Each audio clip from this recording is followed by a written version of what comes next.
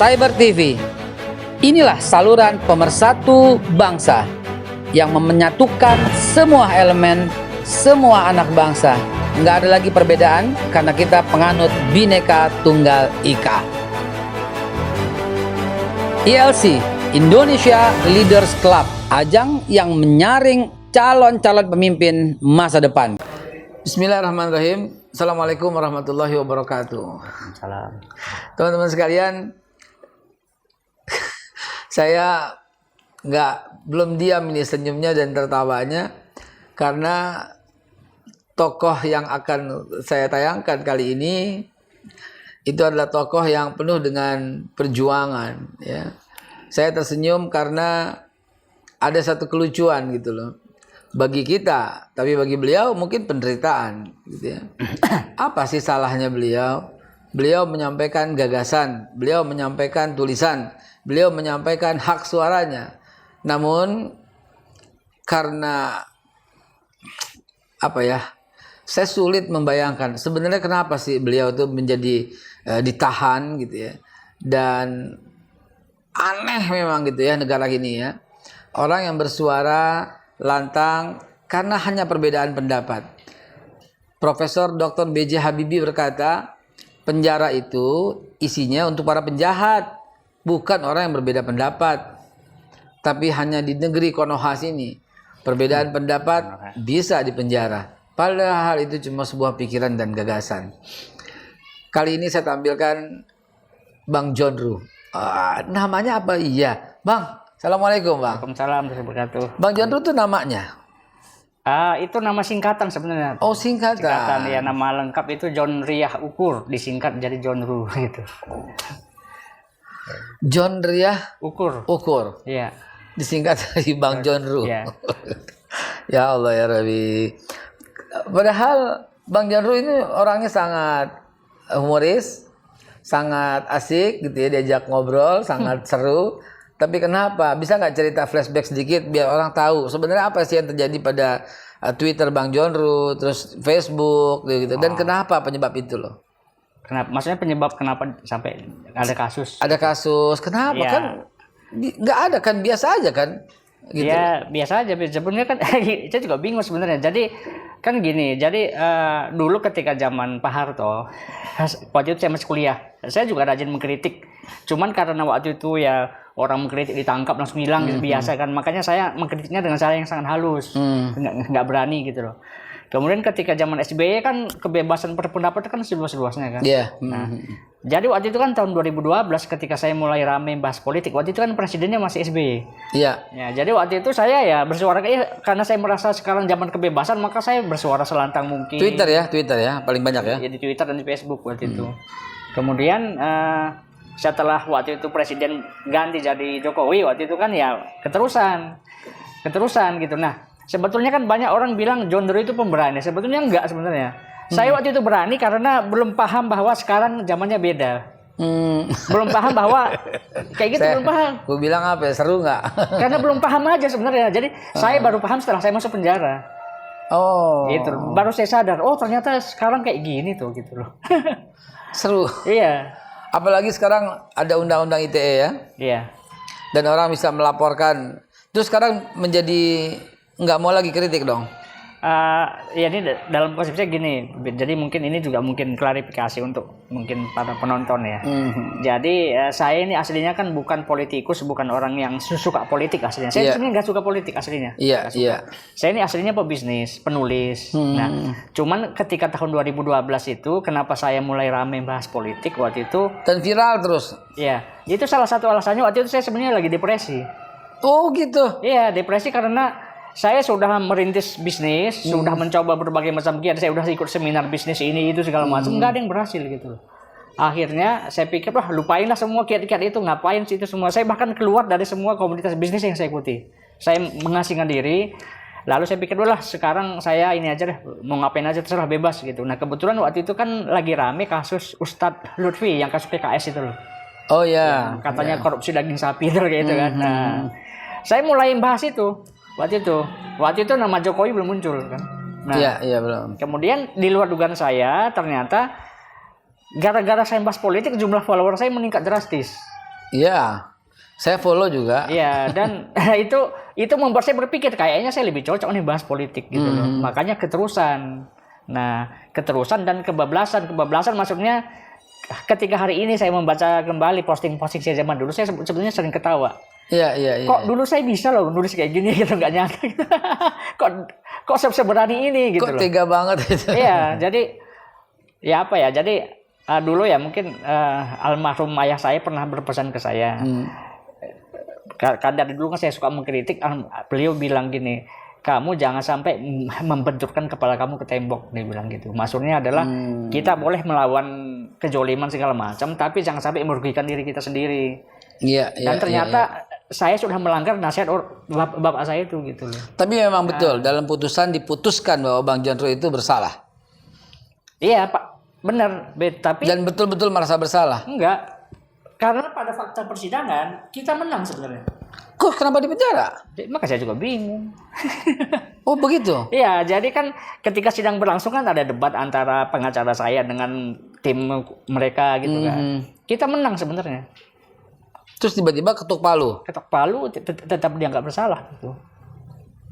Berapa lama waktu itu Bang John? 1 tahun 6 bulan. Yang dijalani? Yang dia jalani 1 tahun 2 bulan. Karena saya kan ngikutin pembebasan bersyarat gitu loh. Oh, ngikut pembebasan. Sehingga boleh keluar dengan persyaratan tertentu. Iya. Saya juga waktu itu menikmati, dan saya sempat bilang ada juga yang kebablasan karena sampai ada ya beberapa ya yang pada bilang kok seru juga ini ya. Tapi saya turut bersedihlah pada waktu itu ya. Dan saya turut prihatin sekali pada waktu itu. Namun ini bagian pelajaran buat kita semua. Bahwa di negeri ini kita nggak bisa yang katanya demokrasi, bohong pemirsa. Ini udah mulai nih, panas nih. Panas. Yang katanya demokrasi, kebebasan berpendapat tidak sepenuhnya betul. Yang katanya setiap orang bebas mengutarakan pendapat tidak sebenarnya itu dilindungi. Tidak sepenuhnya seperti itu. Namun yang paling penting adalah jangan sampai menyentuh pasal-pasal itu. Jangan pernah menghina, jangan pernah mencela, jangan pernah memaki, jangan pernah menampilkan kabar bohong. Dan itu pun saja masih untung kalau seandainya nggak diapa-apain. Karena harus pro dengan siapa yang berkuasa saat ini. Yang tidak pro bisa jadi Anda dihambat. Bang John Ruh, Twitter saya juga sudah tidak berada dalam kondisi dalam kontrol saya. Oh iya. Hari ini emailnya berganti, dan saya nggak tahu siapa yang ganti, dan saya nggak tahu passwordnya. Udah setahun kalau itu. Facebook saya, itu Facebook saya diambil. Untuk teman-teman pemirsa tahu, Facebook saya juga diambil dan masih ada link dengan Instagram. Jadi hanya bisa posting tanpa bisa dibuka, tanpa bisa diedit, tanpa bisa melihat komen. Jadi Twitter saya sudah diambil, Facebook saya juga sudah diambil. Yang ketiga Instagram saya juga diambil. Tadi pagi, kemarin pagi kejadiannya diambil. Selama 3 jam saya berusaha mengambil kembali dan akhirnya berhasil menang. Tidak lama setelah itu WhatsApp saya diambil. WhatsApp saya diambil sehingga saya buka WhatsApp, Anda tidak terkoneksi dengan WhatsApp. Loh, nomor ini tidak terkoneksi, padahal itu nomor yang selalu saya gunakan untuk WhatsApp. Lalu kemudian 5 menit ada beberapa teman konfirmasi, saya dianggap membuat grup. Babe bikin grup ya, ngundang semua teman-teman secara otomatis yang ada di handphone saya dan di mana-mana. Apa kejadian ini? Menurut pendapat Bang John Ruh apa? Saya sendiri nggak bisa, benar serius, saya nggak bisa membaca. Saya nggak pernah mencela, nggak pernah memaki, nggak pernah menghina. Cuma saya tidak setuju dengan cara-cara pemerintah ngutang. Itu aja. Apakah karena itu? Pendapat Bang John? Walau alam nggak tahu. Kadang-kadang saya juga bingung gitu. Kok diginiin? Saya nggak pernah mencela, nggak pernah menghina, nggak pernah memaki. Ya, untuk mendebat susah sih. Apa jangan-jangan nanti lagi dicari mana kemudian untuk bisa dipersidangkan, begitu nggak kira-kira Pak John? Ya bisa jadi. Namun kita nggak akan pernah mengharapkan itu ya. Tapi faktanya adalah diambil, faktanya adalah dirampas sama orang. Terus sekarang Bang John Ruh masih aktif di Twitter? Saya di Twitter kebetulan baru seminggu ini aktif lagi, dulu sempat vakum. Kenapa? Apa yang memutuskan seminggu ini aktif lagi? Jadi dulu mungkin ini pertama kalinya saya ngomong ya. Jadi beberapa waktu lalu pernah saya waktu itu, jadi kan ketika saya di penjara itu akun Twitter saya udah nggak bisa saya akses sebenarnya karena lupa password apa segala macam gitu kan. Jadi yang lama, nah saya bikin yang baru. Alhamdulillah followernya sudah 100.000 lebih Di Twitter. Di Twitter. Nah kemudian Luar biasa. saya pernah DM-an dengan seseorang itu yang sekarang masuk penjara, nggak perlu yang sebut namanya lah. Ya. Gitu kan.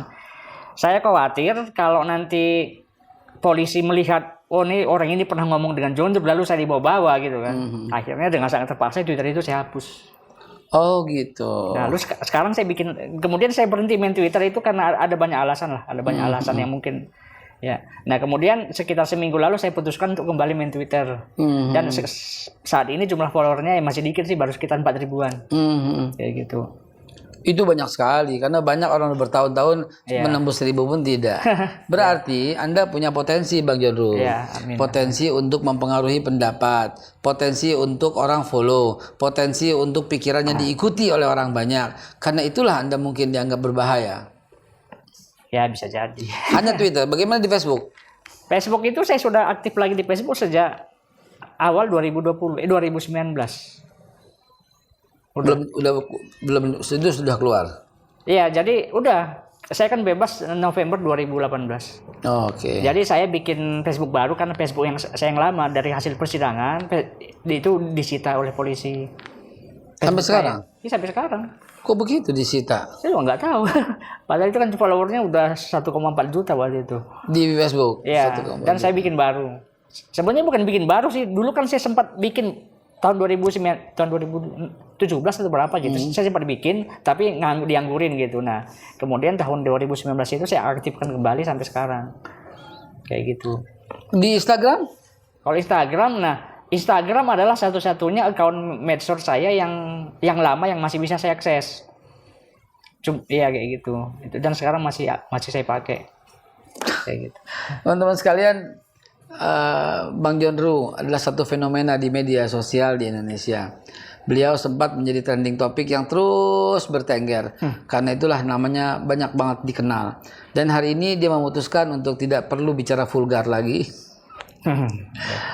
Bang John Doe juga memutuskan untuk tidak perlu mengkritik dengan tegas lagi. Dan Bang John Doe akan taat kepada orang tuanya untuk tidak membenturkan kepalanya di dinding. Namun teman-teman sekalian, abis ini kita mau bicara soal visi dan misi ke depan dari pribadi Bang John Doe. Karena Indonesia membutuhkan orang-orang yang lantang bersuara. Apalagi yang kita punya sih kalau bukan suara?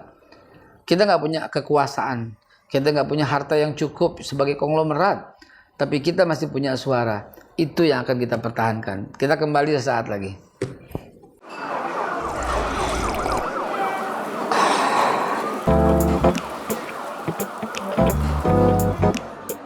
Teman-teman, kenapa kopi Babe Haikal ini alhamdulillah banyak banget diminatin sampai mau nembus 10.000 plus. Saya tambahin lagi formulanya dan ini betul-betul untuk membuat imun makin kuat. Dan imun yang kuat itu bikin COVID-19 kagak nyampe ke badan kita. Apa rahasianya? Ini dia. Di dalam kopi Babe Haikal ini akan saya masukin tambahannya ini cengkeh, bunga lawang, temulawak, jahe, kapulaga, kayu manis, semuanya digerus, dihancurin, dihalusin. Nah, setelah itu dicampur sama gilingan kopi. Jadilah kopi Babe Haikal yang insya Allah nambah imun. Ada badan pomnya, ada semuanya nih. Ya, ini kita persembahkan khusus buat Jakarta yang dekat-dekat, kita anterin langsung. Yang jauh-jauh bisa kita kirim. Jangan lupa ini buat imun. Dengan minum pagi sore teratur, insya Allah imun bakal kuat. Ini kan sudah terbukti nih, ramuan leluhur. Dan kita kemasnya dalam bentuk namanya kopi Maulid. Insya Allah buat imun kita makin bagus dan imun yang kuat awal mula kesehatan.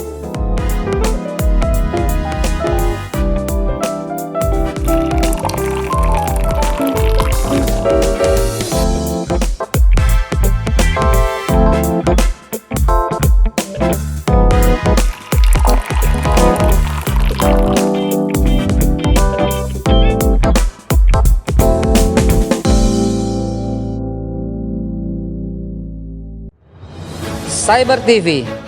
Inilah saluran pemersatu bangsa yang menyatukan semua elemen, semua anak bangsa. Nggak ada lagi perbedaan karena kita penganut Bhinneka Tunggal Ika. ILC, Indonesia Leaders Club, ajang yang menyaring calon-calon pemimpin masa depan. Teman-teman sekalian, dalam satu pertandingan ya, di pertandingan tinju ya, ini sebuah film ya, bukan kisah nyata ya. Film itu dibintangi oleh Sylvester Stallone dan Dolph Lundgren. Sylvester Stallone sebagai Rocky Balboa, sebagai petinju dari Amerika, dan Dolph Lundgren sebagai Ivan Drago, seorang petinju dari Rusia. Dalam pertandingan tentu mereka akan membela Ivan Drago, semua penonton. Dan nggak ada satupun yang mendukung Rocky, nggak ada. Dan kemudian bertandinglah mereka dengan pertandingan yang elegan dan ada kekasaran di pihak Ivan Drago. Lalu kemudian Rocky Balboa akhirnya dengan santun dan memenangkan pertarungan itu dengan fair. Lalu tiba-tiba penonton berkata Rocky gitu. Dan akan semakin menggelegar ketika Rocky berpidato, I can change, you can change, and everybody can change. Saya bisa berubah, Anda juga bisa berubah, dan setiap orang akan dan bisa selalu berubah. Itulah yang dipegang oleh Bang John Ruh saat ini. Setiap orang bisa berubah, dan Bang John Ruh berubah menjadi pribadi yang santun dalam bersosial media. Bukan begitu? Ya, jadi begini Be. Jadi sebetulnya kan gini. Saya dari dulu itu, saya kan dulu karyawan, kemudian saya resign, saya mulai aktif di internet. Saya itu mencari nafkah dengan cara membangun branding di media sosial. Jadi apa yang saya tulis nanti kan menjadi branding. Dari branding itu saya jualan ini, jualan itu, segala macam. Nah, itu yang sebetulnya yang saya lakukan gitu. Nah, tapi ketika saya membahas politik, kan branding saya politik itu. Iya. John Ruh pokoknya dengan branding saya dengan politik, tapi yang saya jual nggak ada hubungannya dengan itu. Yang saya jual herbal, spray, nggak ada hubungannya gitu loh. Sehingga kurang laku. Kan gitu kan. Nah, jadi intinya ketika saya rajin membahas politik itu nafkah keluarga saya terbengkalai. Karena nggak ada hubungannya. Ya karena memang saya nulis itu ya nggak ada yang bayar gitu, nggak ada yang bayar secara sukarela. Dan saya ketika jualan pun di media sosial tuh kurang laku. Ya, paling laku cuman ya 100.000, 200.000 gitu loh. Jadi untuk keluarga ya nggak cukup gitu kan. Nah kemudian setelah saya dapat kasus itulah saya baru sadar ketika saya dapat masalah itu justru yang paling banyak membantu itu keluarga. Disitulah saya baru sadar ternyata saya merasa bersalah gitu loh. Saya merasa bersalah.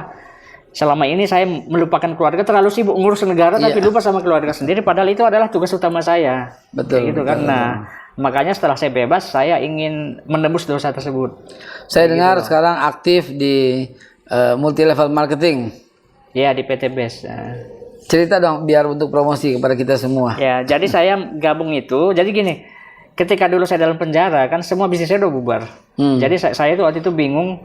Nanti kalau saya bebas saya mau ngapain untuk cari nafkah? Oh ya. Udah nggak ada gambaran gitu. Tapi saya yakin Allah sudah menyiapkan sesuatu yang baik buat saya. Pasti. Cuman saya belum tahu aja gitu. Nah setelah saya keluar kan waktu itu kan alhamdulillah setelah saya bebas itu satu-satunya sumber nafkah keluarga saya hanya dari sumbangan orang. Termasuk yang dari zamannya Babe waktu itu kan. Itu salah satunya gitu loh. Hanya dari itu aja, tapi kan Juni 2019 uang di tabungan itu udah hampir habis. Udah hampir habis. Kemudian saya waktu itu bingung lah, ini saya cari nafkah dengan cara apa lagi gitu kan. Saya sampai nelpon beberapa teman minta tolong dong kalau ada kerjaan kasih saya gitu. Sampai saya ngomong kayak gitu.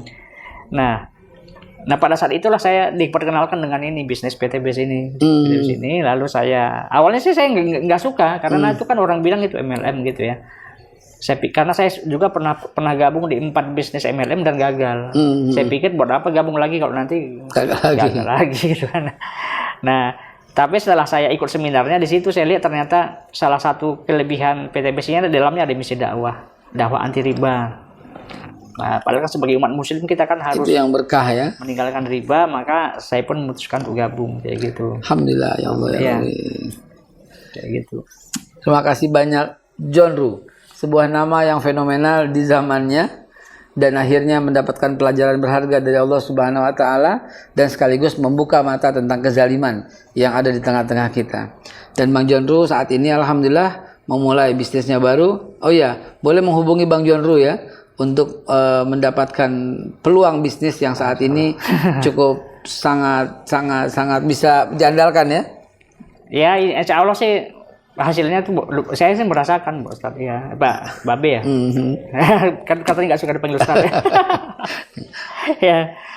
Ya, alhamdulillah sih dari situ ya mulai saya gabung itu kehidupan keluarga saya dari segi ekonomi yang mulai terangkat. Alhamdulillah. Ya. Itu pemirsa dengarkan. Ya. Jadi siapapun yang ingin memperbaiki ekonomi keluarganya, jangan lupa ada nomor Bang Jonru di podcast ini, silakan hubungi, boleh ya? Iya boleh. Silakan menghubungi untuk mendapatkan perbaikan nasib, perbaikan ekonomi, perbaikan income. Dan insya Allah saya pun akan bergabung dengan beliau. Karena kata beliau tadi di dalamnya ada muatan dakwah, di dalamnya ada anti riba, di dalamnya ada bagi hasil yang sangat islami, begitu ya? Ya, sudah dapat sertifikat halal dari MUI Pusat. Dan sudah dapat sertifikat halal dari MUI Pusat.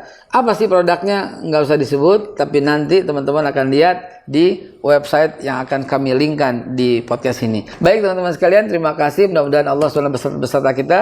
Dan jangan lupa teman-teman sekalian, insya Allah kita akan selalu menampilkan tokoh-tokoh yang kontroversial namun memiliki hasil yang bisa kita ambil untuk pelajaran ke depan. Saya Haikal Hasan dan Bang Jonru ucap mundur diri. Assalamualaikum warahmatullahi wabarakatuh. Waalaikumsalam. Cyber TV, inilah saluran pemersatu bangsa yang menyatukan semua elemen, semua anak bangsa. Nggak ada lagi perbedaan karena kita penganut Bhinneka Tunggal Ika.